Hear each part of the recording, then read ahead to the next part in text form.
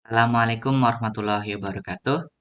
Kembali di AAN Channel YouTube, channel pembelajaran matematika dan tutorial. Pada kesempatan kali ini ya, melalui video ini saya akan membahas salah satu trik praktis ya untuk menyelesaikan limit fungsi f(x) untuk x mendekati tak hingga atau tak tentu.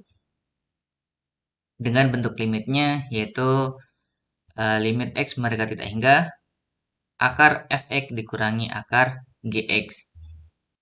Sebagai pemisalannya, yaitu limit x mendekati tak hingga akar dari ax kuadrat tambah bx tambah c dikurangi akar px kuadrat ditambah qx ditambah r.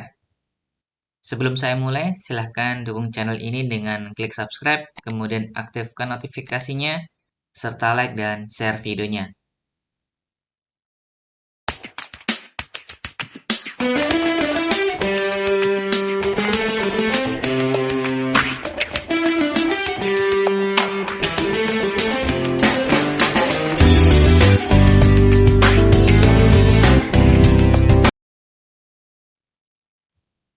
Pada bentuk limit x mendekati tak hingga akar fx kurangi akar gx itu ada beberapa jenis ya yang nanti akan saya bahas seperti yang tercantum pada layar ya.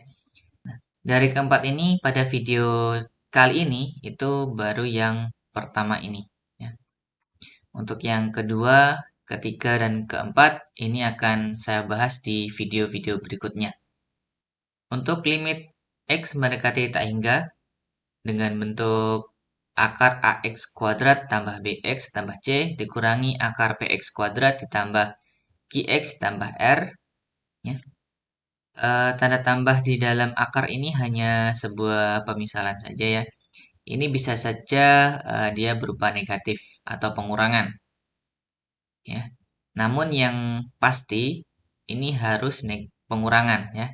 Yang ini pasti ini harus ya. Operasinya harus pengurangan. Sedangkan yang di dalam akar itu boleh pengurangan dan juga penjumlahan. Pada limit ini akan ada tiga kemungkinan jawaban ya. Akan ada tiga kemungkinan jawaban. Yang pertama yaitu dia positif tak hingga. Jawaban positif tak hingga ini akan dihasilkan ya jika nilai A, di sini kan ada A, ada B, ada C, kemudian P, Q, dan R ya. Jawabannya akan tak hingga jika A itu lebih besar daripada P ya. Ini nanti jawabannya positif tak hingga atau boleh dijawab tak hingga gitu saja atau tak tentu ya. Yang kedua yaitu negatif tak hingga. Ya.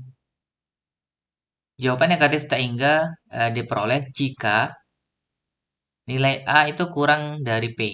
Ya. Jadi A itu lebih kecil daripada P. Untuk negatif tak hingga, tanda negatif ini harus disertakan ya.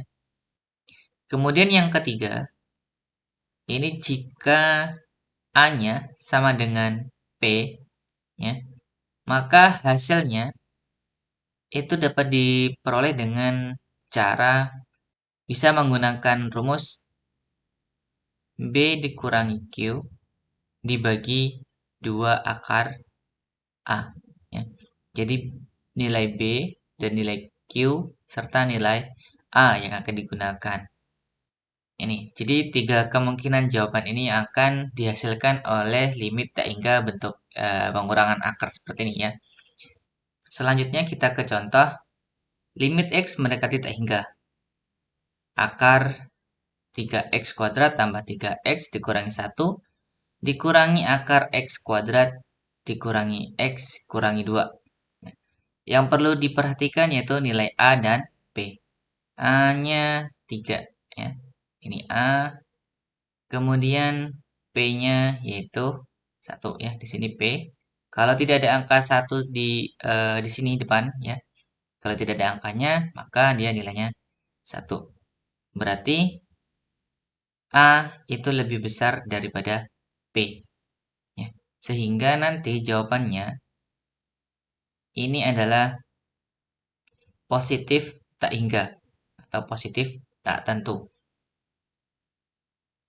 Jadi tidak usah menggunakan rumus seperti video sebelumnya yang saya jelaskan ya. Harus dikalikan dengan faktor lawan atau akar sekawan. Jadi cukup memperhatikan nilai A dan B-nya. Contoh yang kedua, limit X mendekati tak hingga akar 2X kuadrat kurangi 3X ditambah 1 dikurangi akar 3X kuadrat tambah 2X dikurangi 5. Kita perhatikan nilai A dan P-nya. Nilai A yaitu 2, kemudian P-nya yaitu 3. Maka A itu kurang dari P. Sehingga dia jawabannya adalah negatif tak hingga atau negatif tak tentu. Sangat mudah sekali ya kalau kita tahu trik praktisnya atau cara cepatnya. Contoh yang selanjutnya, di sini nilai A itu sama dengan 1. Sorry, ini P ya, bukan B maksudnya. P-nya itu sama dengan 1. Jadi A sama dengan P. Jika A sama dengan P, ya, ini ada sedikit perhitungan sedikit ya. Itu menggunakan rumus B dikurangi Q dibagi 2 akar A. Oke. B-nya di sini adalah 4 dikurangi Q. Ya. Q-nya itu bukan 10 ya.